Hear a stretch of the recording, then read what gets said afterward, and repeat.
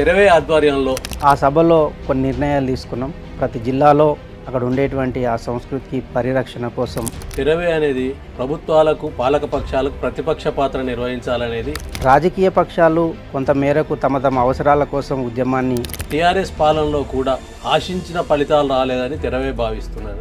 తెలంగాణ ఏర్పాటు చేసుకున్న తర్వాత మనం ఈ నీళ్లు, నిధులు, నియామకాల విషయంలో మల్లన్న సాగర్ నిర్మాణం సందర్భంగా భూ నిర్వాసితులకు మద్దతుగా మీరు ఎంతగానో ఊరించిన నది ఊరి దేహాన్ని ఇంతగా ముక్కలు ముక్కలుగా కోస్తుందనుకోలేదు. పాలకులు మారిన భూ నిర్వాసితులకు న్యాయం జరగడం లేదనేది, అధికారంలోకి వచ్చేంత వరకు వాగ్దానాలు చేయడం, తీరా అధికారంలోకి వచ్చేసిన తర్వాత మనం చూసినాం పరిహారం అందకుండా తూటుకూరి మల్లారెడ్డి అనే ఒక రైతు కూలగొట్టినటువంటి ఆ ఇంటి యొక్క వాసాలను వేర్చుకొని స్వయంగా తనే ఆ చితిలో తనే అంటించుకొని గజ్వేల్ లేబర్ అడ్డాల మీద చూసినట్టయితే మొత్తం నిర్వాసిత గ్రామాల వారు ఇప్పుడు అధికారంలో ఉన్న వాళ్ళు గతంలో వాళ్ళు ఇవ్వాల్సిందని వాళ్ళ మీద నెట్టేయడం, వాళ్ళని అడిగితే ఇప్పుడు మేము అధికారంలో లేం కాబట్టి అధికారంలో ఉండాలి.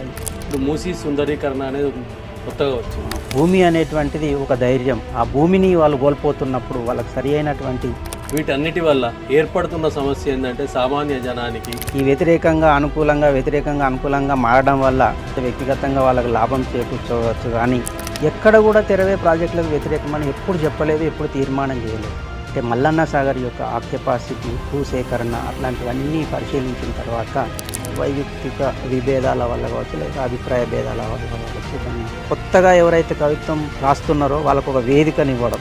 నేను ఏది మాట్లాడినా చిన్నప్పుడు అనేవాళ్ళు నువ్వు కథలు బాగా చెప్తావురా, అన్ని కథలు పడతావురా అనేటువంటి వాళ్ళు వాళ్ళ స్థాయిని మన స్థాయికి వచ్చుకోలేదు. ఎందుకంటే వాళ్ళు నెలలు కాంటా పెట్టక కలంలోనే తెప్పరిల్లిన వడ్ల కుప్పల్ని చూసి రైతు వలపోత ఎట్టుంటది, ఇల్లాలి పెయ్యి మీద పెరిగిపోయిన నల్లపూసల దండ లెక్క కలలన్నీ చెల్లా చెదురైనట్లుంటది. లీకేజీ వ్యవహారం వింటూ రెప్పమలగని నిరుద్యోగి మనస్థితి ఎట్టుంటది, కరెంటు తీగ మీద కాకి వేలాడుతున్నట్టు దూలానికి ఉరేసుకున్న అయ్య పీనుగు ముందు బొచ్చ గుద్దుకుంటూ పండిపొర్లిన. Welcome real talk with AK.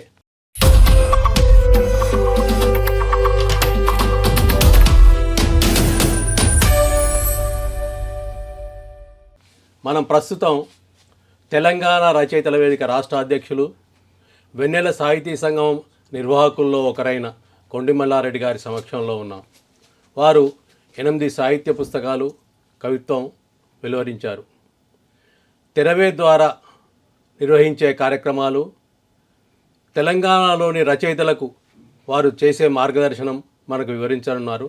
నమస్కారం సార్. నమస్తే సార్. తెరవే ఆధ్వర్యంలో భవిష్యత్తు కార్యక్రమాలు ఏంటి? తెరవే ఆధ్వర్యంలో ఇంతకుముందే రాష్ట్ర స్థాయిలో ఒక మహాసభ నిర్వహించినాం. ఆ సభలో కొన్ని నిర్ణయాలు తీసుకున్నాం. ప్రతి జిల్లాలో తెలంగాణ రచయితల వేదిక తరపున జిల్లా స్థాయిలో సదస్సులు నిర్వహించి అక్కడ ఉన్నటువంటి సాహిత్య, సాంస్కృతిక అంశాల పట్ల అధ్యయనం చేస్తూ జిల్లాల వారీగా కార్యక్రమాలు రూపొందించుకొని అనేక కార్యక్రమాలు నిర్వహించాలనేటువంటి ఆలోచనలో ఉన్నాం. దానిలో కొన్ని జిల్లాలో ఇప్పటికే పూర్తి చేసినాం. ఇంకా రాబోయే రోజులలో కూడా ఇంకా కొన్ని కార్యక్రమాలు నిర్వహించాలనుకుంటున్నాం. ఇందులో ముఖ్యంగా స్థానికంగా ఉండేటువంటి సంస్కృతికి సంబంధించినటువంటి, సాహిత్యానికి సంబంధించినటువంటి మరుగున పడ్డటువంటి రచయితలు, కవుల యొక్క రచనలను వెలికి తీయడం, అక్కడ ఉండేటువంటి ఆ సంస్కృతికి పరిరక్షణ కోసం సాహిత్యపరంగా మనం తీసుకోవాల్సినటువంటి కార్యక్రమాలు నిర్వహించడం, నూతనంగా కలం పట్టేటువంటి కవులకు కార్యశాలలు నిర్వహించడం, ఆ కవిత్వం రాసినటువంటి, కొత్తగా కవిత్వం రాసినటువంటి, ఇంకా అచ్చువేయనటువంటి వాళ్లకు సహకారాన్ని అందిస్తూ ఆ పుస్తక రూపంలో తీసుకురావడానికి ప్రయత్నాలు చేయాలని అనుకుంటున్నాం. అట్లాగే అక్కడ ఉండేటువంటి ప్రజలతో ఉండేటువంటి సంబంధాలను కొనసాగిస్తూ అక్కడ ఉండేటువంటి స్థానికంగా ఉండేటువంటి అనేక సమస్యల పట్ల ఆ సమస్యలను వెలికితీయడానికి రచయితలుగా, కవులుగా ప్రజల పక్షాన నిలబడి ముందుండాల్సినటువంటి అవసరం ఉందని అట్లాంటి కార్యక్రమాలకు రూపకల్పన చేస్తూ ఉన్నాం. ఇక ముందు కూడా ఆ కార్యక్రమాలను అమలు చేస్తాం. ముఖ్యంగా అన్ని జిల్లాలలో, జిల్లా స్థాయిలలో సదస్సులు నిర్వహించుకుంటూ వస్తున్నాం. ఇప్పటికైతే ఇప్పటి వరకు దాదాపు ఆదిలాబాద్ నుంచి మొదలుకొంటే ఇక్కడ సిద్దిపేట వరకు ఆదిలాబాద్లో జిల్లా స్థాయి సదస్సు నిర్వహించినాం. అట్లాగే నిర్మల్లో నిర్వహించినాం. కామారెడ్డిలో ఒక జిల్లా స్థాయి సదస్సు నిర్వహించడం జరిగింది. కరీంనగర్లో నిర్వహించినాం. తర్వాత పోతే మన సిద్దిపేట జిల్లాలో కూడా ఒక కార్యక్రమాన్ని నిర్వహించుకున్నాం. హైదరాబాద్లో ఒక రాష్ట్ర స్థాయి సదస్సును కూడా నిర్వహించుకున్నాం. ఈ విధంగా ఒక ఒక 9 జిల్లాల వరకు ఇప్పటికే పూర్తి చేసి ఉన్నాం. ఇంకా మిగతా జిల్లాల్లో కూడా త్వరలోనే పూర్తి చేసి జిల్లా స్థాయి సదస్సులన్నీ అయిపోయిన తర్వాత రాష్ట్ర స్థాయిలో మళ్ళొక రాష్ట్ర స్థాయి సదస్సును నిర్వహించి దానిలో కొన్ని కీలకమైనటువంటి నిర్ణయాలు తీసుకోవాలని భావిస్తున్నాం. తెరవే అనేది ప్రభుత్వాలకు, పాలక పక్షాలకు ప్రతిపక్ష పాత్ర నిర్వహించాలనేది ఒక ఆలోచన ధోరణితో నడుస్తున్నట్లుంది. దానికి కారణాలేంటి? కవులు, రచయితలు నిరంతరం ప్రజల గొంతుకగా ఉండాలనేటువంటిదే తెరవే యొక్క నిర్ణయం. ఎందుకంటే ఉద్యమకాలం నుంచి కూడా తెలంగాణ రచయితల వేదిక ప్రజల పక్షాన నిలబడి పోరాటం చేసినటువంటి సంస్థ. అయితే రాజకీయ పక్షాలు కొంత మేరకు తమ అవసరాల కోసం ఉద్యమాన్ని కొంత ఎత్తుపల్లాలకు గురి చేసినప్పటికీ తెరవే మాత్రం ఏనాడు విరమించుకోలేదు. నిరంతరం ప్రజల్లో ఉంటూ ఉద్యమ చైతన్యాన్ని పెంపొందించింది. అంటే కేవలం ఉద్యమాన్ని ముందుకు తీసుకుపోవడం అనేటువంటిది తెరవే లక్ష్యంగా ఉండేది. కాబట్టి రాజకీయ పక్షాలకు వాటికి ఉండేటువంటి ఆలోచనలు వాటికి ఉంటాయి. అట్లా కాకుండా ఒక లక్ష్యాన్ని ఎంచుకున్నప్పుడు ఆ లక్ష్యం వెంటనే ప్రయాణం చేయాలనేటువంటిది అప్పటి నుంచి కూడా ఇప్పటి వరకు తెరవే ఏనాడు కూడా ఏ రాజకీయ పక్షానికి అనుకూలంగా లేదు. ఒకవేళ వారు రాజకీయ పక్షాలు మంచి పని చేసినట్టయితే వారిని అభినందించడం, ప్రశంసించడం, ఒకవేళ ప్రజలకు ప్రజా వ్యతిరేకమైనటువంటి కార్యక్రమాలకు పూనుకుంటే వాటిని నిక్కచ్చిగా నిలబడి విమర్శించడం, వారి దృష్టికి తీసుకురావడం అనేటువంటిది అప్పటి నుంచి చేస్తూ ఉంది. అనేక సమస్యలలో ఆ సమస్యల్ని ప్రభుత్వ దృష్టికి తీసుకుపోయేటువంటి విధంగా కార్యక్రమాలని ప్రజాస్వామ్యయుతంగా కార్యక్రమాలు నిర్వహించింది. ఇప్పటికి కూడా అదే లక్ష్యంతో ముందుకెళ్తున్నాం. ఏ పాలక పక్షాన్ని కావచ్చు, రాజకీయ పక్షానికి దేనికి అనుబంధంగా లేకుండా నిజాయితీగా ప్రజల పక్షాన ఉండి ప్రజా సమస్యల్ని మాత్రమే ఫోకస్ చేస్తూ ముందుకు వెళ్తుంది తెలంగాణ రచయితల వేదిక. తెలంగాణ ఉద్యమ కాలంలో ప్రత్యేక తెలంగాణ కోసం ఏర్పాటైంది తెలంగాణ రచయితల వేదిక. తెలంగాణ ఉద్యమం విజయవంతమై తెలంగాణ రాష్ట్రం ఏర్పడింది. టీఆర్ఎస్ పాలనలోకి వచ్చింది. టీఆర్ఎస్ పాలనలో కూడా ఆశించిన ఫలితాలు రాలేదని తెరవే భావిస్తున్నారు సందర్భాలే చాలా కనిపించాయి. అందుకు కారణాలు ఏంటి? అయితే మనం ముందు తెలంగాణ రాష్ట్ర సాధనకు ముందు అనేక లక్ష్యాలని మనం ఏర్పరచుకున్నాం. ప్రధానంగా నీళ్లు, నిధులు, నియామకాలు అనే అంశం మీదనే ఉద్యమం జరిగింది. తెలంగాణ ఏర్పాటు చేసుకున్న తర్వాత ఒకే రోజులో అన్నీ జరిగేటువంటి కొంత సమయం అవసరం ఉంటుంది. ఎట్లా కొత్తగా ఏర్పడ్డటువంటి రాష్ట్రం, కొత్తగా ఏర్పడ్డటువంటి ప్రభుత్వాలు, పాలకులు కొంత అనుభవము లేకపోవడం లేదా కొంత సమయం ఇవ్వడము అనేటువంటిది జరిగినప్పుడు ఒక తెరవేనే కాదు, ఏ ప్రజా సంఘమైనా సరే, రాజకీయ పక్షాలైనా సరే ఒక 2 సంవత్సరాల వరకు వేచి చూడడం అనేటువంటి ధోరణిని అవలంబించింది. అయితే 1 సంవత్సరం వరకు తెలంగాణ రచయితల వేదిక కూడా అన్నీ పరిశీలించింది, అబ్జర్వ్ చేసింది అన్నమాట. మనం ఏ మేరకు లక్ష్యాలను చేరుకోగలుగుతామనేటువంటి అంశాలని నిశ్చితంగా పరిశీలిస్తూ వస్తుంది.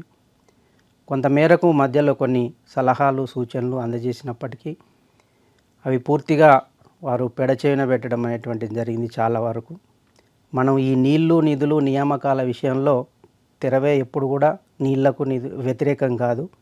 కానీ అదే సందర్భంలో ఒక గొప్ప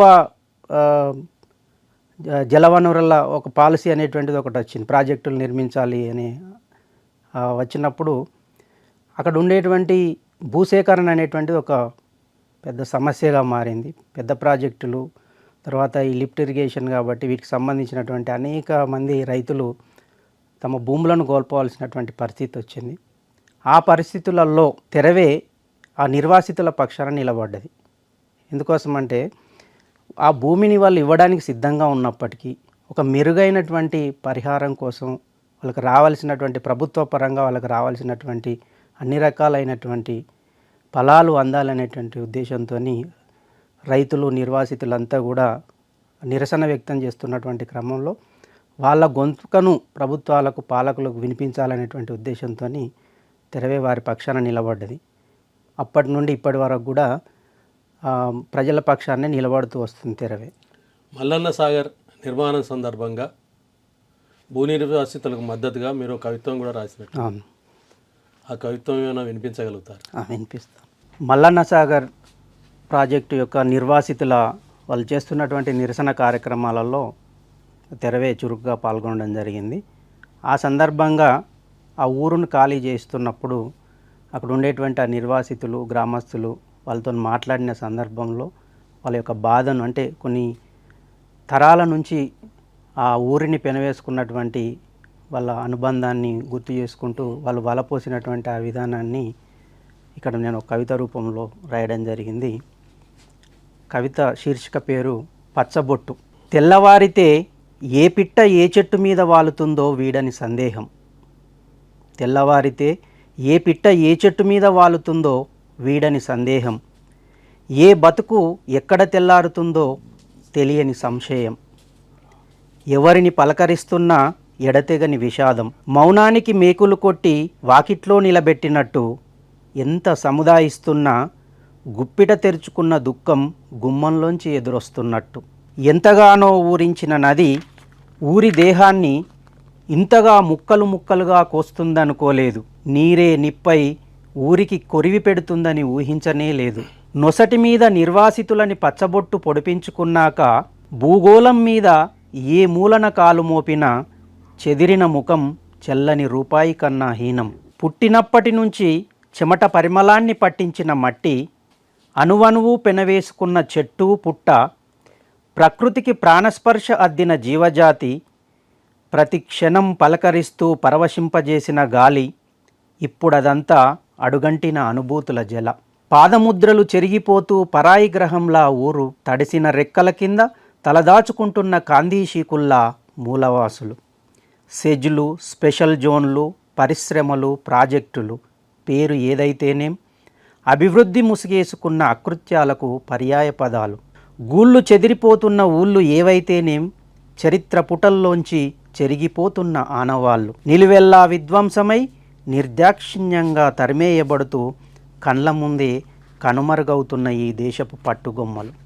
ఇది వాళ్ళు ఊరు ఖాళీ చేస్తున్నప్పుడు వాళ్ళ యొక్క బాధ. అంటే ఒక వలసలుగా అంటే ఒక ప్రాంతం నుంచి ఇంకో ప్రాంతానికి పరాయి ప్రాంతానికి వెళ్ళినప్పుడు అక్కడ ఎట్లా ఉంటుంది, వాళ్ళు వలస వచ్చిన వారుగానే పరిగణిస్తారు తప్ప అక్కడ వాళ్ళు శాశ్వతంగా తమ వాళ్ళుగా కలుపుకోవడానికి ఎవరు కూడా ఇష్టపడినటువంటి పరిస్థితులలో కవిత రాయడం. ఇటీవల మల్లన్న సాగర్ భూ నిర్వాసితులు గజ్వేల్ పరిసరాల్లో వాళ్ళకి ఏర్పాటు చేశారు.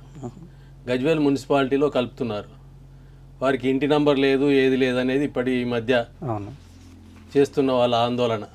అంటే ప్రభుత్వాలు మారినా పాలకులు మారినా భూ నిర్వాసితులకు న్యాయం జరగడం లేదనేది చాలా సందర్భాల్లో వ్యక్తమవుతుంది. దీన్ని ఎలా పరిష్కరించాలని కోరుకుంటారు? ఏ పాలకులైనా సరే వాళ్ళు అధికారంలోకి వచ్చేంత వరకు మేము మీ పక్షం నిలబడతాం, మీకున్నటువంటి మీ సమస్యలన్నింటిని కూడా పరిష్కరిస్తామనేటువంటి వాగ్దానాలు చేయడం, తీరా అధికారంలోకి వచ్చేసిన తర్వాత వాళ్ళని గాలికి వదిలేయటం అనేటువంటిది జరుగుతూ ఉంది. నిన్న మొన్నటి వరకు మేము మళ్ళీ ఈ భూ నిర్వాసితులను కలుసుకోవడం జరిగింది. వాళ్ళకు ఉన్నటువంటి సమస్యలను తెలుసుకోవడానికి కూడా మళ్ళీ నిర్వాసిత కాలనీలకు వెళ్ళినాం. అక్కడ ఉన్నటువంటి సమస్యలు వర్ణనాతీతం. వాళ్ళు ఇటు ఉన్న ఊరు కాకుండా అటు అక్కడ ఉన్నటువంటి వాళ్ళకి ఇచ్చినటువంటి కాలనీలో కూడా అక్కడికి వెళ్ళిన తర్వాత కూడా చాలామంది ఆత్మహత్యలు చేసుకున్నటువంటి సందర్భం మనం చూసినాం. పరిహారం అందకుండా తూటుకూరి మల్లారెడ్డి అనే ఒక రైతు విప్పేసినటువంటి అంటే ఆ కూలగొట్టినటువంటి ఆ ఇంటి యొక్క వాసాలను వేర్చుకొని స్వయంగా తనే చితి పేర్చుకొని తనే ఆ చితిలో తనే అంటించుకొని చనిపోవడం అనేటువంటిది చాలా దారుణమైనటువంటి విషయం. అంటే ముంపు సమస్యలు ఎంత తీవ్రంగా ఉన్నాయనేటువంటిది అది ఒక రచయితల్ని కవులనే కాదు మొత్తం సమాజాన్ని కలిచివేసినటువంటి సమస్య. మేము అక్కడికి వెళ్ళి తెలుసుకోవడం జరిగింది. ఇంకా కొంతమంది ఉరివేసుకొని ఆత్మహత్యలు చేసుకున్నటువంటి సందర్భాలు కూడా ఉన్నాయి. పరిహారం అందక కొందరు, వచ్చిన పరిహారం సరిపోక కొందరు, వాళ్ళు కల్పిస్తామన్నటువంటి వసతులు అంటే వీళ్ళ దగ్గర నుంచి భూముల్ని ఇళ్లను తీసుకునేదాకా ఇచ్చినటువంటి ఆ ఏ హామీని కూడా పూర్తిగా అమలు చేయకపోవడం వల్ల వాళ్ళు చాలా దారుణమైనటువంటి పరిస్థితులలో ఉన్నారు.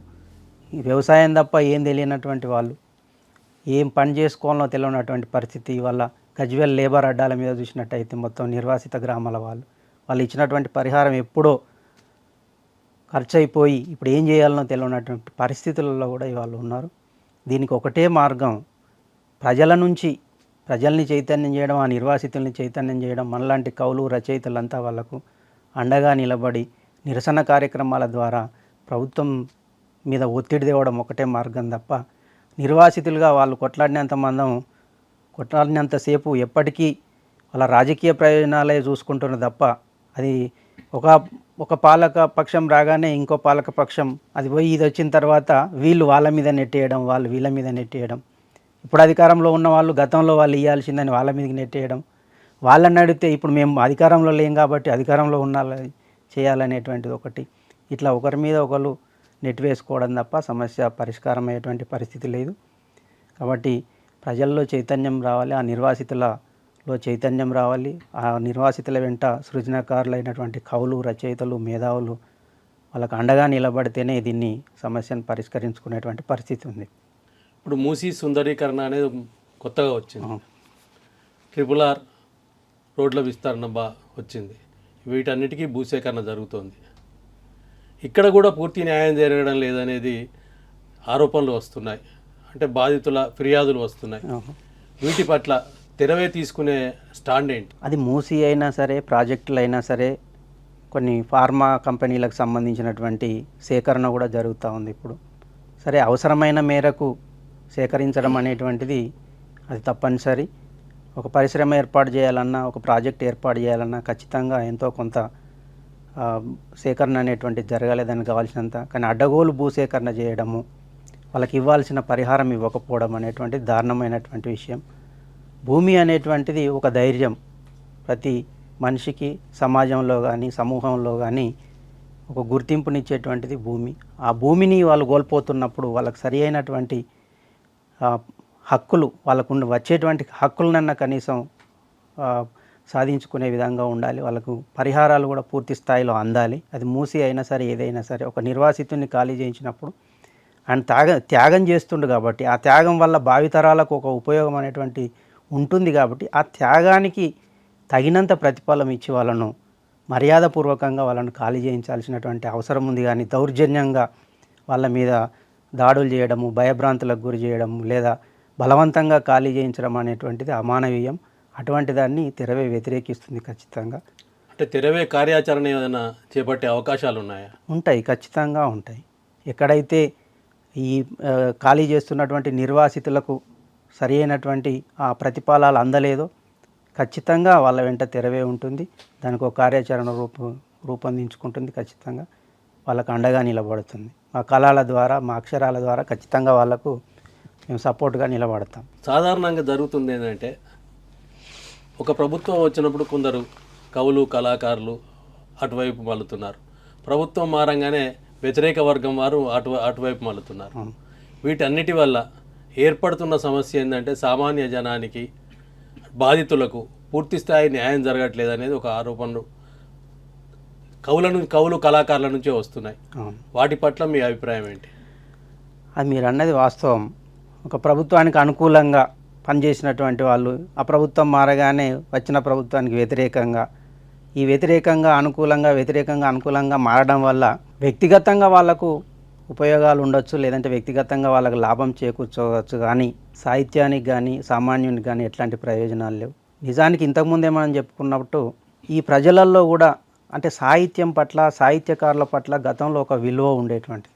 సాహిత్యకారులు అంటే కవులన్నా, సాహిత్యకారులన్నా ఒక గౌరవం ఉండేది. ఎందుకంటే వాళ్ళు ఏది మాట్లాడినా ఒక బాధితుని పక్షాన, ఒక పీడితుని పక్షాన నిలబడి మాట్లాడతారు, ప్రభుత్వాలకు తల వంచరు అనేటువంటి ఒక అభిప్రాయం మనం గతంలో కూడా చాలా చదువుకున్నాం, విన్నాం, సాహిత్యంలో చూస్తున్నాం. మనం కాళోజీ నారాయణ లాంటి వాళ్ళు చాలామంది, అలిశెట్టి ప్రభాకర్ లాంటి వాళ్ళు అవసరం అనుకుంటే అనారోగ్యానికి గురై అయినా చనిపోయింది, కానీ నేను ఎవరిని అర్థించను అని చెప్పి తీవ్రమైనటువంటి వ్యాధితోని పోరాడుతూ మరణం నా చివరి చరణం కాదు అంటూ రాసినటువంటి అలిశెట్టి ప్రభాకర్ లాంటి వారసత్వం మనది తెలంగాణ, ముఖ్యంగా తెలంగాణ సాహిత్య వారసత్వం. అట్లాంటి పరిస్థితులు ఇప్పుడు లేవు. ముఖ్యంగా రెండు వర్గాలుగా విడిపోయినాయి. సాహిత్య సంస్థలు కావచ్చు, సాహిత్యకారులు కావచ్చు. ఒకటి అనుకూల వర్గం, ఒకటి వ్యతిరేక వర్గంగా ముద్ర వేయబడ్డది. వాస్తవానికి అనుకూల వర్గం నిజంగానే అనుకూలంగానే రాసి ఉండొచ్చు, కానీ వ్యతిరేక వర్గం అని ఏదైతే ముద్రేసిర్రో అది పూర్తిగా ప్రభుత్వ కార్యక్రమాలని వ్యతిరేకించలేదు, కానీ వ్యతిరేక వర్గంగా ముద్ర వేయబడ్డది. ప్రధానంగా తెరవే లాంటి సంస్థలు వ్యతిరేక వర్గంగా ముద్ర వేయబడ్డది. ఒక దశలో ప్రాజెక్టులకు వ్యతిరేకము అనేటువంటి ఒక అభాండం వేయడం జరిగింది. ఎక్కడ కూడా తెరవే ప్రాజెక్టులకు వ్యతిరేకమని ఎప్పుడు చెప్పలేదు, ఎప్పుడు తీర్మానం చేయలేదు. ఒక సరి అయినటువంటి పద్ధతిలో జరగాలన్నాం, నిర్వాసితులకు సరి అయినటువంటి న్యాయం జరగాలన్నాం. అట్లాంటి న్యాయంగా ప్రజాస్వామ్య ప్రకంగానే మేము వాదన చేసాం, మాట్లాడినాం, నిర్వాసితుల పక్షం నిలబడ్డాం. కానీ ఎప్పుడు కూడా ప్రభుత్వ కార్యక్రమాల్ని మంచి చేస్తే ఖచ్చితంగా ప్రశంసించటం, కొన్నింటిని ప్రజా వ్యతిరేకంగా చేసినప్పుడు మాత్రమే దాన్ని మేము విమర్శించడం జరిగింది, అంతే తప్ప. అయితే ఇప్పుడున్న పరిస్థితులలో ఎవరు ఎటువైపు అర్థం కానటువంటి పరిస్థితి. సాహిత్యాభిలాషిని కలవరపరిచేటువంటి అంశం, ఒక సమాజాన్ని కలవరపరిచేటువంటి అంశం ఏంటంటే ఏ కవి ఎటువైపు ఉన్నాడో కూడా అర్థం కాని పరిస్థితులలో, సందిగ్ధ పరిస్థితులలో ఉన్నది. కానీ తెరవే మాత్రం అదే స్టాండ్ మీద ఉంది ఇప్పటి వరకు కూడా. ఆ ప్రభుత్వానికి కానీ, ఈ ప్రభుత్వానికి కానీ, రేపు రాబోయే ప్రభుత్వాలకు కానీ ఏ ప్రభుత్వాలకు అనుకూలంగా పనిచేయదు. ఖచ్చితంగా ఉన్నది ఉన్నట్టుగానే మాట్లాడుతుంది, ఉన్నది ఉన్నట్టుగానే రాస్తుంది. ఎక్కడైనా ప్రజా వ్యతిరేక కార్యక్రమాలు జరిగితే ఖచ్చితంగా నిలబడుతుంది. తమ రచనల ద్వారా నిలదీస్తాం. ప్రజాస్వామ్య ప్రక్రియలో ఖచ్చితంగా పీడితుల పక్షాన్ని నిలబడే కొట్లాడుతుంది. భూ నిర్వాసితులు కానీ ఇతర బాధితులు కానీ ఒక రకంగా ప్రభుత్వ బాధితులు అనవచ్చు, ఏ ప్రభుత్వమైనా కావచ్చు, వారికి అండగా నిలబడేందుకు తెరవే అనుకున్న కార్యక్రమాలు ఏంటి, చేపట్టాలనుకున్న ఏమైనా ఉన్నాయా?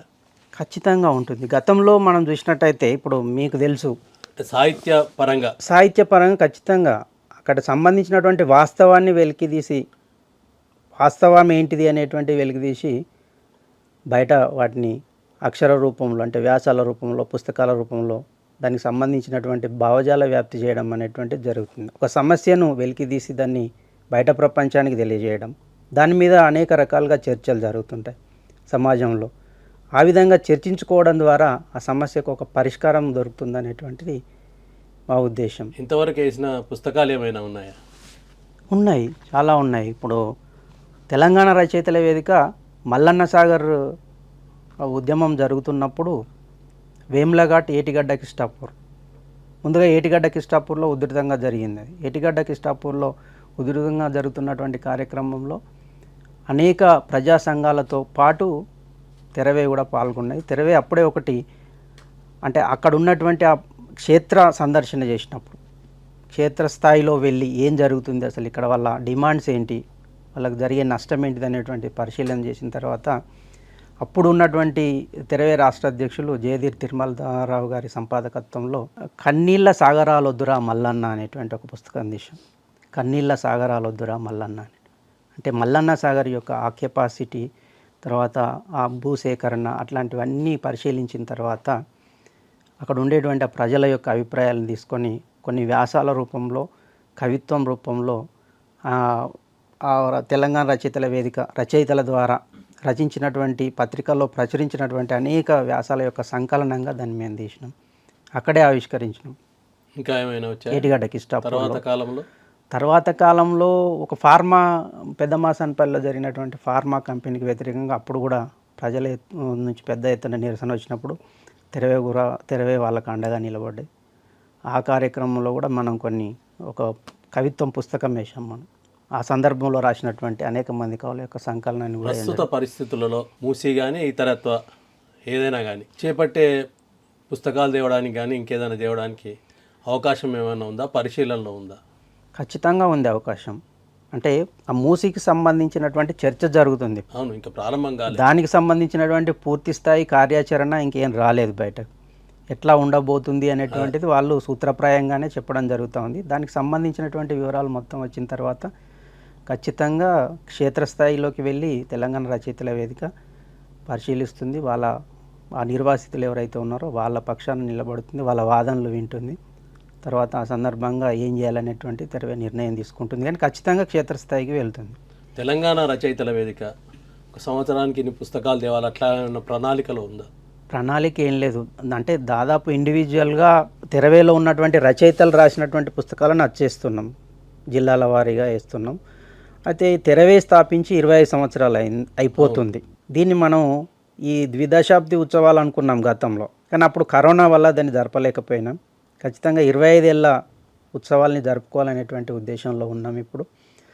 దాన్ని బహుశా డిసెంబర్ అనుకున్నాం, డిసెంబర్లో కాలేదు. ఎందుకంటే దానికి సంబంధించినటువంటి ఒక 2 బృహత్ గ్రంథాలు అనుకోరాదండి, పుస్తకాలను వేయదలుచుకున్నాం. ఒకటేమో 2014 నుంచి తెలంగాణ సాధించుకున్న తర్వాత ఇప్పటి వరకు వచ్చినటువంటి కవిత్వాన్ని అంతా కూడా ఒక సంకలనంగా తేవాలనుకుని అది సేకరణ పని జరుగుతూ ఉంది. దాదాపు ఇప్పటికే 200లకు పైగా సేకరించినాం.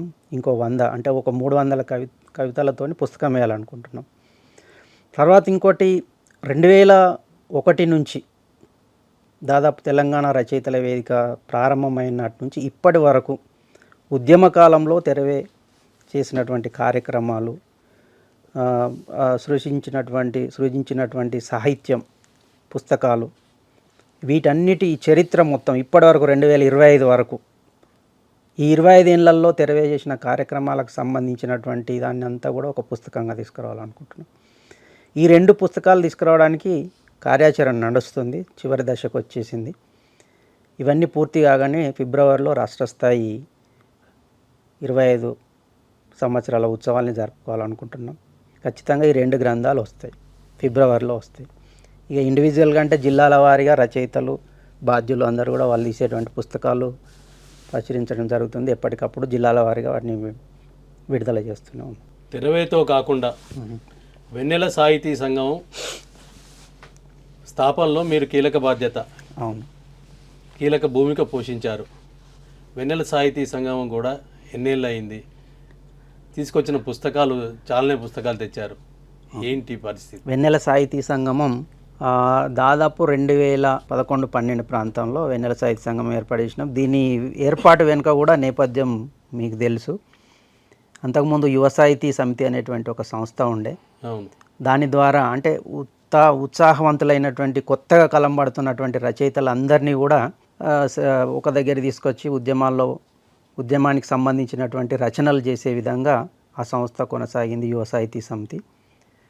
అదొక దాదాపు ఒక 5-6 సంవత్సరాలు నడిచింది, బాగా నడిచింది. అందులో కొన్ని వైయక్తిక విభేదాల వల్ల కావచ్చు, లేదా అభిప్రాయ భేదాల వల్ల కావచ్చు దాన్ని విడిపోయింది. అప్పుడు విడిపోయినప్పుడు కొంతమంది కలిసి ఒక వెన్నెల సాహితీ సంగమం అనేటువంటి ఒక సంస్థను ఏర్పాటు చేసుకొని ఈ సంస్థ ద్వారా కార్యక్రమాలు కొనసాగిస్తున్నాం. ఆ సంస్థ ఏర్పాటులో నేను కూడా ఒక కీలక భాగస్వామిని, నాతో పాటు మిగతా మిత్రులు అందరం కలిసి దాదాపు ఈ 12-13 సంవత్సరాల కాలంలో వ్యక్తిగతంగా అంటే ఒక్కొక్క రచయిత, ఇందులో ఉన్నటువంటి రచయితల పుస్తకాలను కలుపుకుంటే దాదాపు 50 పుస్తకాలు అయినాయి. ఇప్పటికే 50 పుస్తకాలు వచ్చేయడం జరిగింది.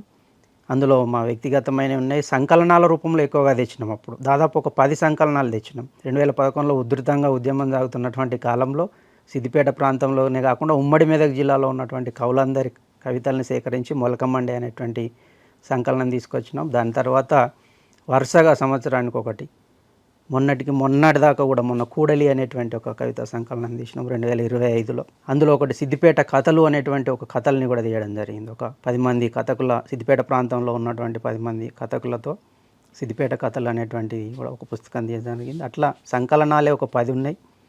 మిగతా వ్యక్తిగతమైనటువంటి పుస్తకాలు ఒక 40 వరకు ఉన్నాయి. మొత్తానికి 50 దాటినాయి ఇప్పటికే. అది నిర్విరామంగా కొనసాగుతుంది, చాలా ఉత్సాహవంతంగా. అయితే దీని ప్రారంభంలో ప్రతి నెల కవి సమ్మేళనం నిర్వహించేవాళ్ళం. కొత్తగా ఎవరైతే కవిత్వం రాస్తున్నారో వాళ్ళకు ఒక వేదికని ఇవ్వడం, కవులు కావచ్చు, గాయకులు కావచ్చు, కథా రచయితలు అందరికీ కూడా ఒక వేదికగా నిలిచింది అది. చాలామంది కొత్తగా కలం పట్టినటువంటి వాళ్ళు తమ కవిత్వాన్ని చదవడం, వినిపించడం, కథలు రాయడం అనేటువంటిది కొనసాగుతుంది. ఆ ప్రక్రియ ఆగిపోవడానికి కారణం ఏంటి? ప్రక్రియ ఆగిపోవడానికి కారణం ముందుగా కరోనా. దాదాపు 2019 నుంచే కొంచెం ఈ బయటకు రాలేనటువంటి పరిస్థితులలో కొంత వెనుకబడ్డ మాట వాస్తవమే, కానీ కవి సమ్మేళనాలలో వెనుకబడ్డది తప్ప అది కార్యక్రమాలని మాత్రం నిర్వహిస్తామని. ఖచ్చితంగా ప్రతి సంవత్సరం ఒక 4 పెద్ద కార్యక్రమాలు నిర్వహించుకోవాలనేటువంటి దాని ఉద్దేశం. ఒకటి ఉగాది కవి సమ్మేళనం. కొందరి దాతల సహకారంతో ఖచ్చితంగా ప్రతి ఉగాదికి ఒకరోజు మొత్తం కవులతోని కవి సమ్మేళనాలు నిర్వహించడం, వాళ్ళను ఘనంగా సన్మానించుకోవడం అనేటువంటిది జరుగుతుంది. అదొక కార్యక్రమం. రెండవది ప్రతి సంవత్సరం వార్షికోత్సవం నిర్వహించడం. ఆ వార్షికోత్సవంలోనే లబ్ధ ప్రతిష్ఠులైనటువంటి సీనియర్ కవులకు పురస్కారాలు ఇవ్వడం, జీవన సాఫల్య పురస్కారాలు అనేటువంటి ఇవ్వడం జరుగుతూ ఉంది. ఇంకొక నియమం కూడా పెట్టుకున్నాం, ఖచ్చితంగా వార్షికోత్సవంలో ఒక పుస్తకం తీయాలి. ప్రతి వార్షికోత్సవానికి అది వ్యక్తిగతమైన పుస్తకమా, సంకలనమా, ఏదో ఒకటి రావాలనేటువంటి ఒక నియమం పెట్టుకున్నాం. ఖచ్చితంగా ఒక పుస్తకం వస్తుంది. ఇంకొకటి ఏంటిదంటే ఈ రాష్ట్ర స్థాయిలో మంచి రచనలు చేస్తున్నటువంటి వాళ్ళకు ఒక పురస్కారం ఇవ్వాలనేటువంటి గత ఒక 6-7 సంవత్సరాలుగా కొనసాగుతుంది. 2 రాష్ట్రాల్లో, తెలుగు రాష్ట్రాల్లోనే కాకుండా జాతీయ స్థాయిలో ఎక్కడైతే తెలుగు వాళ్ళు ఉన్నారో, తెలుగులో రచనలు చేసినటువంటి కవితా సంపుటాలను కావచ్చు లేదా కథా సంపుటాలను ఆహ్వానించడం, న్యాయ నిర్ణేతల ద్వారా ఒక మంచి పుస్తకాన్ని ఎంపిక చేసి వాళ్ళకు నగదుతో పాటు ఘనంగా సత్కరించడం అనేటువంటిది. ఆ పురస్కారం వెన్నెల సాహితీ పురస్కారం కొనసాగుతూ ఉంది ఇప్పటికి కూడా. ఇప్పటికీ ఒక 5గురికి ఇచ్చాం. ప్రతి సంవత్సరం కొనసాగుతుంది అది. అదొకటి మంచి కార్యక్రమం. ఇట్లా ఇప్పటి వరకు మొట్టమొదట 2019లో కవిత్వాన్ని ఆహ్వానించినాం. అద్భుతమైన స్పందన వచ్చింది. ఒక 80 పుస్తకాలు వచ్చినాయి. ఇది 2 తెలుగు రాష్ట్రాల నుంచే కాకుండా వేరే రాష్ట్రాల్లో స్థిరపడ్డటువంటి తెలుగు వాళ్ళు కూడా పంపారు. కర్ణాటక నుంచి కావచ్చు, తమిళనాడు నుంచి కావచ్చు, ఢిల్లీ నుంచి కూడా వచ్చినాయి పుస్తకాలు. 80 పుస్తకాలకు పైగా వచ్చినాయి. దానికి 3 న్యాయ నిర్ణేతలను ఎంపిక చేసుకున్నాం. ప్రతిసారి మేము పారదర్శకంగా ఉండాలని 3 ప్రాంతాల నుంచి న్యాయ నిర్ణేతలను ఎంపిక చేసుకుంటాం. ఒకటి తెలంగాణ, ఆంధ్ర, రాయలసీమ. ఇక్కడ కూడా బ్యాలెన్స్ తప్పకుండా ఉండాలి. ఖచ్చితంగా ఆ ప్రాంతానికి పోయింది, ఈ ప్రాంతానికి పోయింది అనేటువంటి విమర్శ రాకుండా ఖచ్చితంగా 3 నిర్ణయం ప్రకారం ఫైనల్ ఎంపిక చేయడం జరుగుతూ ఉంది. మొట్టమొదట ఎంవి రామరెడ్డి రాసినటువంటి పుస్తకం అజరామరం, అద్భుతమైన కవిత్వం అది, దానికి ఇవ్వడం జరిగింది. తర్వాత యార్లగడ్డ రాఘవేంద్రరావు అని సీనియర్ కవి, ఆయన రాసినటువంటి పచ్చి కడుపు వాసన. తర్వాత తులా శ్రీనివాస్ అని నల్గొండకు చెందినటువంటి చింతలతోవ అనేటువంటి పుస్తకానికి ఇచ్చినాం. తర్వాత 4వది ఉదారి నారాయణ, ఆదిలాబాద్కు చెందినటువంటి కవి, మళ్ళీ విత్తనంలోకి అనేటువంటి ఒక పుస్తకం. తర్వాత మొన్న ఏం చేసినామంటే ప్రతిసారి కవిత్వానికే కాకుండా కథల్ని కూడా ప్రోత్సహించాలనేటువంటి ఉద్దేశంతో కథా సంపుటాలని ఆహ్వానించినాం. కథా సంపుటాలు 70 కథా సంపుటాలు వచ్చినాయి. 70 మంది రచయితలు తమ కథల సంపుటాలను పంపిస్తే అందులో నుంచి వడపోసి అత్యంత పారదర్శకంగా 3 ప్రాంతాల నుంచి నిర్ణేతలను ఎంపిక చేసుకొని శ్రీ ఊహ అని హైదరాబాద్కు సంబంధించిన కవయిత్రి శ్రీ ఊహ అనేటువంటి కవయిత్రి రాసినటువంటి బల్కావ్ అనే కథా సంపుటికి మొన్న ఇవ్వడం జరిగింది. ఇవాళనో రేపో మళ్ళీ నోటిఫికేషన్ వస్తుంది. 2025 సంవత్సరానికి సంబంధించిన ఈసారి కవిత్వంకి ఇద్దాం అనుకుంటున్నాం. మళ్ళీ మొన్న కథకి ఇచ్చినాం కాబట్టి ఈసారి కవిత్వం. అట్లా ప్రతి సంవత్సరము ఒక ప్రణాళికబద్ధంగా సాహిత్య పరమైనటువంటి కార్యక్రమాల్ని క్రమం తప్పకుండా వెన్నెల సాహితీ సంఘం నిర్వహిస్తుంది. అది వెన్నెల సాహితీ సంఘం అనేటువంటి ఈ జిల్లాకు సంబంధించినటువంటి సంస్థ. అది జిల్లాకే పరిమితమైనటువంటి సంస్థ. ఇక్కడి వరకు కృషి ప్రశంసనీయంగా ఉంది. ఇప్పుడు అధ్యక్షులుగా వంగారు నరసింహారెడ్డి గారు ఉన్నాడు. తర్వాత ప్రధాన కార్యదర్శిగా పరకపల్లి యాదగిరి గారు పనిచేస్తున్నారు. సాహితీ సంస్థల నిర్వహణతో పాటు మీరు కవిత్వం, కథలు రాస్తుంటారు ఎక్కువగా. కవిత్వం రాయడం పట్ల ఆసక్తి, కథలు రాయడం పట్ల అనురక్తి? నాకు కవిత్వమే బాగా ఇష్టం. కవిత్వం రాయడం చాలా ఇష్టం. అందుకే కవిత్వం ఇప్పటికే 7 పుస్తకాలు వచ్చినాయి. ఎప్పటి నుంచి 2013లో మొదటి పుస్తకం అలికిడి. ఇవాళ మీ ముందున్నటువంటి పుస్తకం చెట్టు కూలుతున్న చప్పుడు, 2025కి సంబంధించినటువంటి పుస్తకమే. చెట్టు కూలుతున్న చప్పుడు 7వ కవితా సంపుటినది. ఒకటి ఇంగ్లీష్లోకి అనువాదమైంది, సన్స్ ఆఫ్ ద సాయిల్ అని దామోదరాచారి దాన్ని అనువాదం చేసిండు. నా కవిత్వాన్ని అన్ని పుస్తకాల్లో ఉన్నటువంటి కవిత్వాన్ని ఎంపిక చేసుకొని ఆయన ఒక 40 కవితలతో దాన్ని చేసిండు. కవిత్వం రాయడం అనేటువంటి అది ఇక స్పాంటేనియస్గా ఒకసారి వచ్చిందంటే అది ఇక మనకు కవిత్వం అయిపోయేంత వరకు కొనసాగుతుంది. కానీ కథ అట్లా కాదు. కథకు చాలా శ్రమించాల్సి ఉంటుంది. కథలు రాయాలన్న ఆసక్తి ఇప్పుడు కాదు, చిన్నప్పటి నుంచే ఉంటుంది నా కథలు. నేను ఏది మాట్లాడినా చిన్నప్పుడు అనేవాళ్ళు, నువ్వు కథలు బాగా చెప్తావురా, అన్ని కథలు పడతావురా అనేటువంటి వాళ్ళు. కథలు రాయాలనే ఆసక్తి ఉండే రాసిన ఉద్యమకాలంలో కూడా రాసిన కథ. నేను రాసిన మొట్టమొదటి కథ రంగదాంపల్లి చౌరస్తా అని రాసిన. ఉద్యమ నేపథ్యంలో అంటే ఒక గ్రామీణ ప్రాంతంలో ఉండేటువంటి ఒక మహిళ, ఆమె వంతు భాగస్వామ్యం ఎట్లా ఉంది ఉద్యమంలో, రంగదాంపల్లి దగ్గర జరిగిన సంఘటనను ఆసరా చేసుకొని రాసిన కథ అనేది రంగదాంపల్లి చౌరస్తానే నా మొదటి కథ. ఇప్పటి వరకు 12 కథలు రాసిన. 12 కథలు కూడా అన్ని పత్రికలలో వచ్చైనటువంటి కథలే. మెయిన్ పత్రికలలో అన్ని ఆదివారం అనుబంధం వాటిలలో వచ్చినటువంటి కథలు. దాన్ని కూడా ఒక కథా సంపుటిగా తేవాలనుకుంటున్నా. కానీ కవిత్వం రాయడము చాలా ఇష్టం నాకు. కథలు రాయడం కూడా ఇష్టమే, కానీ కవిత్వం రాయడం ఇంకా చాలా ఇష్టం. కథ రాయాలంటే దానికి చాలా టైం కేటాయించాలి. దానికి సంబంధించిన వర్క్ ఎక్కువగా ఉంటుంది. కొంత రాస్తాను, కథలు కూడా కంటిన్యూ చేస్తాను. అట్లా రాస్తున్నా ఇప్పటికి కూడా. సిద్దిపేటలో కథకులు చాలామందే ఉన్నారు. సిద్దిపేట నుంచి తెలంగాణ స్థాయికి ఎదిగిన వారు.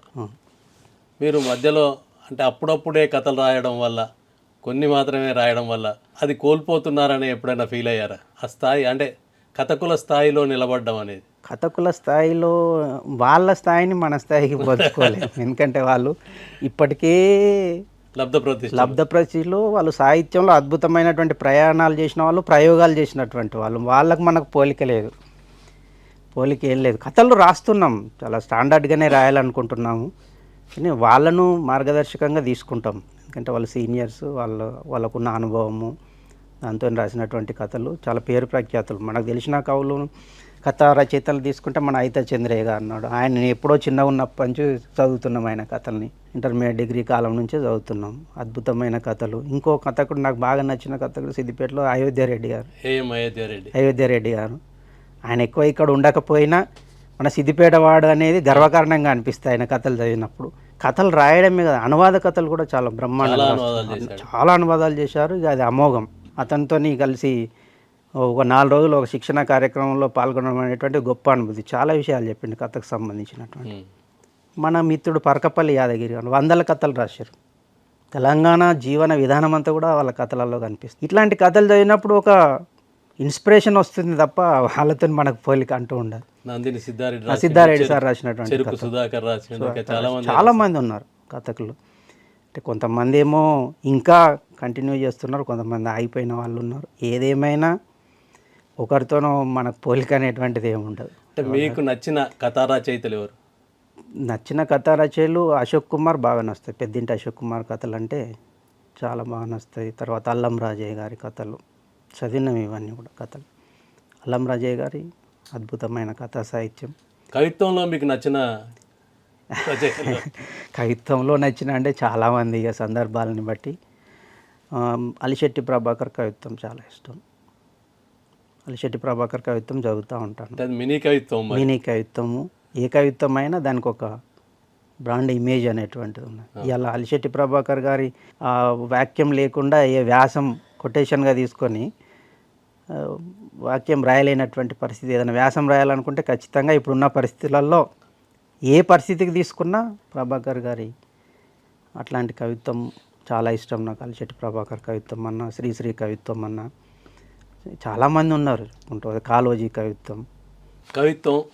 కథలు రాయడం కొనసాగిస్తూనే ఉన్నారు. అనేక పోటీలలో మీ రచనలు పంపించారు. పొందిన బహుమానాల పట్ల ఎలా ఫీల్ అయ్యారు? బహుమానాలు అనేటువంటి ప్రోత్సాహకరంగా ఉంటాయి, కొంత బూస్టింగ్ ఇస్తాయి. ఎందుకంటే ఒక కథ లేదా ఒక కవిత రాసిన కథకు మొట్టమొదట కథ రంగదాంపల్లి చౌరస్తా అయినప్పటికీ అచ్చైనటువంటి కథ మాత్రం వాగవుతలి మడి. ఇంతకుముందు మనం మాట్లాడుకున్నప్పుడు నిర్వాసితుల పక్షాన, ఇది కూడా నిర్వాసితులకు సంబంధించింది. ఫార్మా కంపెనీకి వ్యతిరేకంగా జరుగుతున్నటువంటి ఒక ఉద్యమ కాలంలో ఒక కుటుంబంలో తండ్రికి, కొడుకుకు, కోడలకు మధ్య జరిగేటువంటి సంఘర్షణకు సంబంధించిన ఇతివృత్తం వాగవుతలి మడి. వాగవుతలి మడి అనేటువంటి ఆ కథను నవతెలంగాణ వార్షికోత్సవం సందర్భంగా వాళ్ళు కథల పోటీ నిర్వహించినప్పుడు పంపిస్తే రాష్ట్ర స్థాయిలో 2వ బహుమతి వచ్చింది. చాలా సంతోషంగా అనిపించింది. అంటే దాని ద్వారా ఇంకో కథ రాయడానికి ఒక ప్రేరణ అనేటువంటిది కలుగుతుంది. అంటే ఆ సంతోషం వేరే, పోటీలో గెలుచుకున్న సంతోషం వేరే ఉంటుంది. ఖచ్చితంగా రాష్ట్ర స్థాయిలో రావడం అనేది గొప్ప విషయం. అప్పటి నుంచి కొంత ఒక కాన్ఫిడెన్స్ అనేటువంటిది కూడా వచ్చింది. నేను కథలు రాయగలుగుతాను, నా కథలకు కూడా ఒక స్టాండర్డ్ ఉంది అనేటువంటిది అనిపించింది. ఇంకే కథలకు ఏమైనా వచ్చినాయి? కథలకేం లేదు, కానీ ఒకటే ఆ కథకు మాత్రం వచ్చింది. తర్వాత కథలు పేరు తెచ్చిపెట్టిన కథలు చాలా ఉన్నాయి. సాక్షి పత్రికలో వచ్చినటువంటి కథ కొమ్ముల బర్రె అనేటువంటిది అద్భుతమైన కథ. అంటే పల్లెటూరు నేపథ్యానికి సంబంధించిన, ఒక రైతుకు పశువులకు మధ్య ఉండేటువంటి అనుబంధానికి సంబంధించినటువంటి కథ కొమ్ముల బర్రె అనేటువంటి చాలా పేరు తెచ్చినటువంటి కథ. అది నాకు వార్షిక సంచికలలో కూడా ఒక 2-3 వార్షిక సంచికలలో కూడా వేసుకోవడం జరిగింది. అది చాలా అద్భుతమైన కథ. అట్లాంటి కథలు దాదాపు 12 కథలు కూడా నాకు నచ్చినవి, నేను ఇష్టపడ్డ కథలే అన్నీ కూడా. నాకు ఇష్టం అనిపిస్తే తప్ప నాకు పూర్తి సంతృప్తికరంగా ఉంటేనే వాటిని పత్రికలు పంపించడం. నేను పంపిన ప్రతి కథ వచ్చాయింది. 12 కథలు రాసిన, దాదాపు 12 కథలు వివిధ పత్రికలలో వచ్చాయి. కవిత్వానికి వచ్చిన బహుమానాలు ఏంటి? కవిత్వానికి చాలా వచ్చినాయి. కొత్తలో కవిత్వం రాస్తున్నప్పుడు విపరీతంగా పోటీలకు పంపేది. పత్రికలో ఏది వస్తే దానికి ఆ. కవితను రాయడము, పంపడము, ఏదో ఒక ప్రైజ్ తీసుకోవడం అనేటువంటిది చాలా అద్భుతం. ఇంకొకటి అందులో నాకు సంతృప్తికరంగా అనిపించింది ఏంటంటే డాక్టర్ రాధేయ పురస్కారం. ఆయన అనంతపూర్ నుంచి ప్రతి సంవత్సరం ఉత్తమమైనటువంటి కవితకు రాధేయ పురస్కారం వాళ్ళ శిష్యులు ఇస్తుంటారు. ఉమ్మడి శెట్టి సాహితీ పురస్కారం అని అతని పుస్తకాలకి ఇస్తుంటాడు. అప్పుడు నేను పంపినప్పుడు ఒక కథ, ఊరికి సంబంధించినటువంటి ఊరి దిగులు అనేటువంటి ఒక కవితకు అత్యుత్తమ బహుమానం, ప్రథమ బహుమతి రావడం, నేను అనంతపూర్ వెళ్ళడం, అక్కడ వాళ్ళు సన్మానం చేయడం ఒక గొప్ప విషయం. అది అంటే అప్పుడు కొత్తగా కలంబడుతున్నటువంటి ఆ సందర్భంలో అంత ఘనంగా వాళ్ళు సత్కరించడం అనేటువంటిది చాలా సంతోషకరమైన. అట్లాంటి చాలా అవార్డులు తీసుకున్నాం. రంజని కుందుర్తి తీసుకున్నాం. ఇంకొకటి ఎక్స్రే పురస్కారంలో ఒక 2-3 సార్లు కూడా తీసుకోవడం జరిగింది. రంజని కుందుర్తిలో 2 సార్లు తీసుకున్నాను. అనేక సందర్భాలలో పోటీలలో తీసుకున్నవి చాలా ఉన్నాయి. ఒక 20-30 వరకు కూడా తీసుకున్న పోటీలలో. పోటీలకు కాకుండా పొందిన పురస్కారాలు? పోటీలకు కాకుండా నాకు పురస్కారాలు దాదాపు ఒకటి అలిశెట్టి ప్రభాకర్ రాష్ట్ర స్థాయి పురస్కారం అనేటువంటిది ఒకటి వచ్చింది. కరీంనగర్ నుంచి నారదాస లక్ష్మణరావు గారి సహకారంతో వాళ్ళు స్పాన్సర్ చేస్తూ ఉన్నారు ప్రతిసారి. తెరవే కరీంనగర్ జిల్లా శాఖ నుండి 2019లో నాకు వచ్చింది. నాకు నచ్చిన కవి, నేను అభిమానించే కవి పేరు మీద నేను పురస్కారం తీసుకోవడం, పురస్కారం పొందిన సంస్థ నుంచే ఇప్పుడు మళ్ళీ నేను రాష్ట్ర అధ్యక్షుడిని కావడం, అది అనుకోకుండా యాదృచ్ఛికంగా జరిగింది అయినప్పటికీ చాలా సంతోషం. గుర్తుకొస్తుంటుంది అన్నమాట ఎప్పుడు. ప్రభాకర్ పురస్కారం తీసుకున్నాం కాబట్టి ఆ నిబద్ధత ఎక్కడ కూడా కోల్పోకుండా రాయాలనేటువంటిది అనిపిస్తుంది. మీకు నచ్చిన 2 కవితలు చదవండి. ఖచ్చితంగా దాదాపు అన్నీ నాకు నచ్చినాయి కానీ చదువుతాను. ప్రస్తుత పరిస్థితులకు అనుగుణంగా ఉన్నాయి. అవును. ఒక రాత్రి అనేక దృశ్యాలు, ఆంధ్రజ్యోతి ఆదివారం అనుబంధంలో వచ్చినటువంటి కవిత ఇది. పారని పొలం దాపున నిలుచున్న కాపు తలపోత ఎట్లుంటుంది, ఎడారి దేశంలో ఒంటెల్ని కాసిన పగలు రాత్రుళ్ళు గుర్తుకొచ్చి ఒళ్ళంతా చెమటలు పట్టి ఒక్కసారిగా జలధరించినట్లుంటుంది. నెలకు నెలలు కాంటా పెట్టక కలంలోనే తెప్పరిల్లిన వడ్ల కుప్పల్ని చూసి రైతు వలపోత ఎట్లుంటుంది, ఇల్లాలి పెయ్యి మీద పెరిగిపోయిన నల్లపూసల దండలెక్క కలలన్నీ చెల్లా చెదురైనట్లుంటుంది. అడ్డా మీద కూలీ దొరకని నిర్వాసితుని పరిస్థితి ఎట్లుంటుంది, ముడత పట్టిన మిరపచేను లాంటి ఊరు యాదికొచ్చి మళ్ళొక్కసారి గుండె పట్టన పలిగినట్లుంటుంది. లీకేజీ వ్యవహారం వింటూ రెప్పమలగని నిరుద్యోగి మనస్థితి ఎట్లుంటుంది, కరెంటు తీగ మీద కాకి వేలాడుతున్నట్టు దూలానికి ఉరేసుకున్న అయ్య పీనుగు ముందు బొచ్చ గుద్దుకుంటూ పండిపొర్లినట్టుంటుంది. కొన్ని రాత్రులు అంతే, నిదురల్ని మింగేసి నిట్టూర్పుల్ని మిగిలిస్తాయి. మీరు ఉపాధ్యాయునిగా పనిచేస్తున్నారు. ఉపాధ్యాయునిగా పనిచేయడం, మరోవైపు సాహిత్యకారునిగా పనిచేయడం, చాలామంది ఈ రంగంలో ఉన్నారు. రెండింటి మిక్స్ అయిన అనుభవాలు ఏంటి? టీచర్కు సమాజానికి ఉన్నటువంటి సంబంధం గొప్పది. దగ్గర సంబంధం ఉంటుంది. టీచర్ అనగానే కేవలం పాఠశాలకు వెళ్ళి విద్యార్థులకు పాఠాలు చెప్పడం రావడం అనేటువంటిది కాదు. అంతర్గతంగా ఉండేటువంటి ఒక అనుబంధం ఉంటుంది సమాజంతో. పిల్లలతోనే అనుబంధం ఉంది అంటే ఖచ్చితంగా సమాజంతో అనుబంధం ఉన్నట్టు. ఆ పిల్లల యొక్క నేపథ్యము, పిల్లల యొక్క ఆర్థిక పరిస్థితులు, సామాజిక అన్ని రకాలైనటువంటి అంశాలను అధ్యయనం చేయాల్సి ఉంటుంది. ఒక ఉపాధ్యాయుడు ఖచ్చితంగా పరిశీలిస్తూ ఉంటాడు.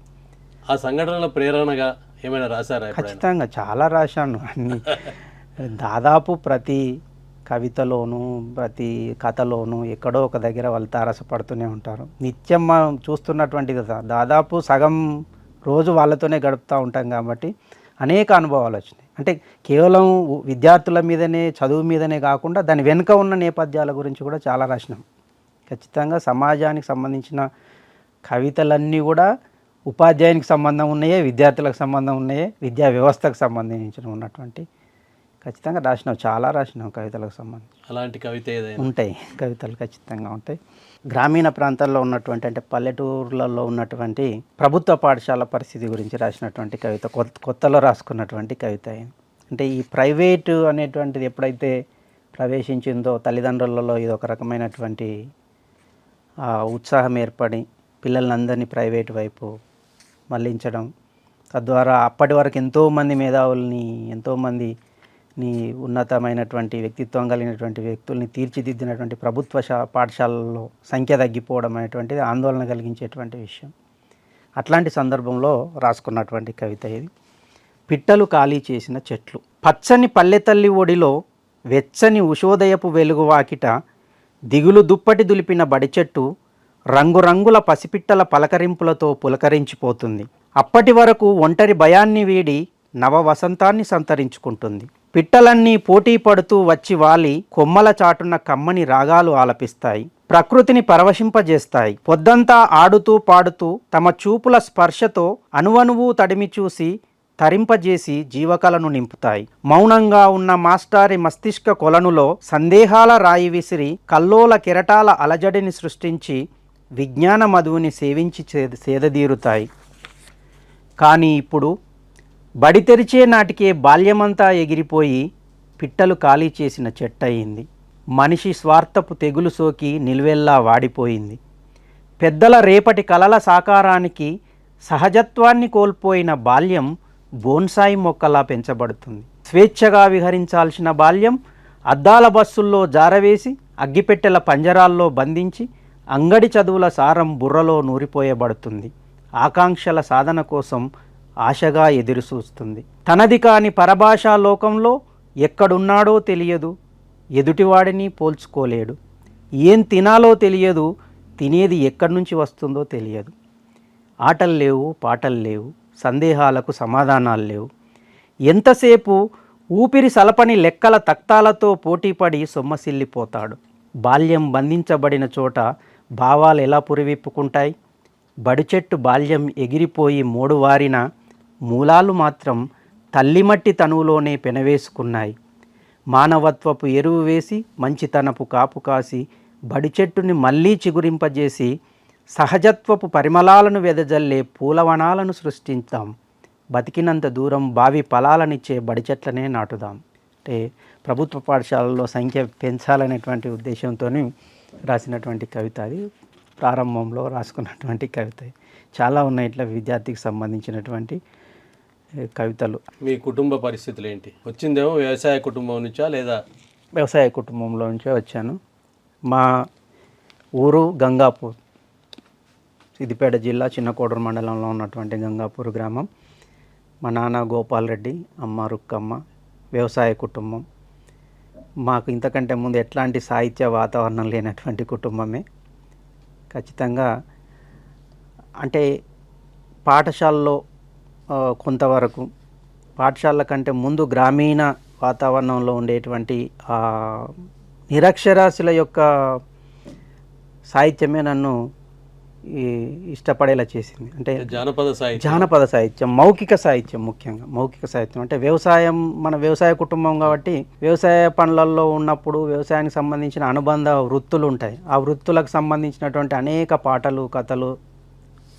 ఉదాహరణకు ఇప్పుడు మూట కొట్టేటప్పుడు, ఏతం పోసేటప్పుడు, పశువులు కాసేటప్పుడు, వరి నాట్లేసేటప్పుడు అన్ని సందర్భాల్లోనూ వాళ్ళ శ్రమను మర్చిపోవడానికి పాటల రూపంలో వాళ్ళు పాడేటువంటి వాళ్ళు. అది మౌఖిక సాహిత్యం, అద్భుతమైనటువంటి సాహిత్యం అది. అట్లా ఈ గ్రామాలలో మేము చిన్నగా ఉన్నప్పుడు భాగవతాలు వేసేటువంటి వాళ్ళు. అక్షరం ముక్క రాకపోయినా ఒక్కసారి వింటే వాళ్ళు ఆ పాత్ర లోపల లీనమైపోయి పాటలు పాడేటువంటి వాళ్ళు. పుస్తకం చదవడం రాదు, వాళ్ళు చదివేటప్పుడు వింటారు, ఆ పాత్రలో లీనమైపోయి ఆ పాటలు పాడేటువంటి భాగవతాలు, యక్షగానాలు, చిరుతల రామాయణాలు సంబంధించినటువంటి అనేక ఈ సాంస్కృతిక ఈ కార్యకలాపాలన్నీ కూడా చాలా ఆకర్షించేవి. అప్పటి నుంచే నాకు వాళ్ళని చూసినప్పుడల్లా ఖచ్చితంగా చాలా ఇంట్రెస్ట్గా అనిపించేటువంటిది. నేను కూడా చిన్నప్పుడు అనేక భాగవతాలలో పాత్ర వహించిన, నేను పాత్రలు వేశాను. నేను ముఖ్యంగా నేను 7th క్లాస్లో ఉన్నప్పుడే శ్రీకృష్ణ లీలలు అనేటువంటి దాంట్లో చిన్ననాటి కృష్ణుని పాత్ర వేశాను, 7వ తరగతిలో ఉన్నప్పుడే. తర్వాత రామాయణంలో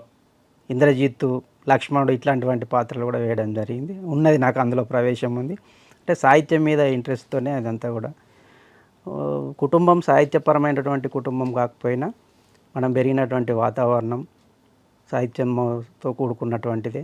పాఠశాలలో అటువంటి ఉపాధ్యాయులు, తర్వాత నేను ఉద్యోగంలోకి వచ్చిన తర్వాత ఉపాధ్యాయ సంఘాల్లో పనిచేస్తున్న సందర్భాలలో కలిసి అనేక రకాలైనటువంటి కార్యక్రమాల్లో భాగస్వామ్యులను కావడం, పుస్తకాలు చదవడం అనేటువంటిది, పత్రికల్లో వచ్చేటువంటి సాహిత్యాన్ని చదవడం అనేటువంటిది ఇంట్రెస్ట్ కలిగించింది. అంతవరకు రాసినప్పటికీ హై స్కూల్లో ఉన్నప్పటి నుంచే రాస్తున్నాను. కానీ 2010 తర్వాత చాలా ఉధృతంగా సాహిత్యం వైపు మళ్ళించిన వారు ఎవరు?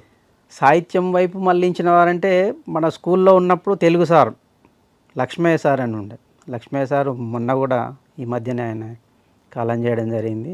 అంటే అద్భుతమైనటువంటి తెలుగు ఉపాధ్యాయుడు ఆయన. ఖచ్చితంగా తెలుగు అంటేనే ఒక ఆసక్తి కలిగించే విధంగా బోధించేవాడు. అప్పటి నుంచే చిన్న చిన్న ఆశికవిత్వం లాంటివి రాస్తూ వాళ్ళకు చందోబద్ధమైనవి కూడా రాసిన పద్యాలు రాసినాను అప్పట్లోనే హై స్కూల్లోనే. వాళ్ళు మెచ్చుకోవడము. ఇంకోటి అన్నిటికంటే మించిన రైటింగ్ బాగుంటుండే. రాత అందంగా ఉండడం వల్ల కూడా ఒక ప్రత్యేకమైనటువంటి గుర్తింపు స్కూల్లో కానీ ఉపాధ్యాయులలో కానీ ముఖ్యంగా తెలుగు సార్ బాగా అభినందించేవాడు. అట్లా కొంత తెలుగు పట్ల ఆసక్తి కలగడము, తర్వాత తరాల వల్ల మన ముందు తరాల రచనలు చదవడం, పత్రికలలో వచ్చే సాహిత్యం, అనేక రకాలుగా అందరూ దాదాపు అటువైపు మళ్ళించిన వాళ్ళే. నాకున్న ఆసక్తి కొంత తోడై రావడం జరిగింది. కుటుంబ నేపథ్యం, కుటుంబం పరంగా వివరాలు. కుటుంబము నాకు 2 పిల్లలు, 2 అబ్బాయిలే. బీటెక్ చదువుతున్నారు వాళ్ళిద్దరు కూడా, హైదరాబాద్లో చదువుతున్నారు. వాళ్ళు ఈ వైపు సాహిత్యం వైపు ఏం లేదు. ఇక వాళ్ళన్నీ ఇప్పుడు ఉన్నటువంటి సాఫ్ట్వేర్ వైపులో ఉన్నారు వాళ్ళు. అంటే చదువుతారు, కానీ రాసే అంటే చదువుతారు వాళ్ళు. నేను రాసిన కవిత్వం ఖచ్చితంగా చదువుతారు, వాళ్ళు డిస్కస్ చేస్తారు దీంతో. కానీ అంటే వాళ్ళు ఇంకా రాతలోకి దిగలే. అంటే ఇప్పటి వరకు వాళ్ళు చదువులోనే ఉన్నారు కాబట్టి. పెద్ద అబ్బాయి పేరు హర్ష, చిన్న అబ్బాయి ఆశిష్. సతీమణి సుస్మిత, ఆమె ఎంఎస్సి బీఈడి వరకు చదువుకున్నది, హౌస్ వైఫ్ కానీ. కుటుంబ పరంగా సాహిత్యాన్ని ప్రేరేపిస్తున్నారా, ప్రోత్సహిస్తున్నారా లేదా వారి పనిలో వారు మన పనిలో మనం? ప్రోత్సహిస్తారు ఖచ్చితంగా. మంచి సాహిత్యం అంటే మన సాహిత్యం వచ్చినప్పుడు మనకు తెలియకుండానే వాళ్ళ మిత్రులు, ఆ సర్కిల్కి సంబంధించిన వాళ్ళు ఖచ్చితంగా వీళ్ళతో మాట్లాడతారు, డిస్కషన్ చేస్తారు. ఆ రచనల గురించి చదివినప్పుడు ఓహో ఇట్లా రాస్తుండా, ఇంత మంచిగా కూడా రాస్తుండా వీళ్ళు డిస్కస్ చేసే అంత అనేది. దాదాపు మొదట్లో కొంత ఇబ్బంది పడ్డా ఇప్పుడు వాళ్ళు కూడా అలవాటు అయిపోయినారు. మనకు ఉండేటువంటి సమావేశాలని, కార్యక్రమాలని, పుస్తకాలని మనం నిరంతరం పర్యటనలు చేసి తిరుగుతున్నాం కాబట్టి ఖచ్చితంగా వాళ్ళ సహకారం ఉంది. వాళ్ళ సహకారం ఉండడం వల్లనే ఇవన్నీ చేయగలుగుతున్నాం. ఖచ్చితంగా చేస్తాం కూడా ఇంకా ముందు ఆ నమ్మకం. ఇదండి కొండి మల్లారెడ్డి గారి ప్రస్థానం. రాజకీయ ప్రస్థానం కాదు, సాహిత్య ప్రస్థానం. సాహిత్యంలో రాజకీయాల్ని జోడించిన తెలంగాణ రచయితల వేదిక ప్రస్థానం, వెన్నెల సాహితీ సంగమం ప్రస్థానం. వీటన్నింటిని కలబోతేనే కొండి మల్లారెడ్డి గారు. కవిత్వం రాయడం, కథానికలు రాయడం వారి హాబీ, అలవాటు, అది కొనసాగుతూనే ఉన్నది. మాకు ఈ అవకాశం ఇచ్చినందుకు ధన్యవాదాలు సార్. Thank you sir. త్వరలో మీ ముందుకు మరో ప్రముఖునితో రానున్నాం. Real talk with AK.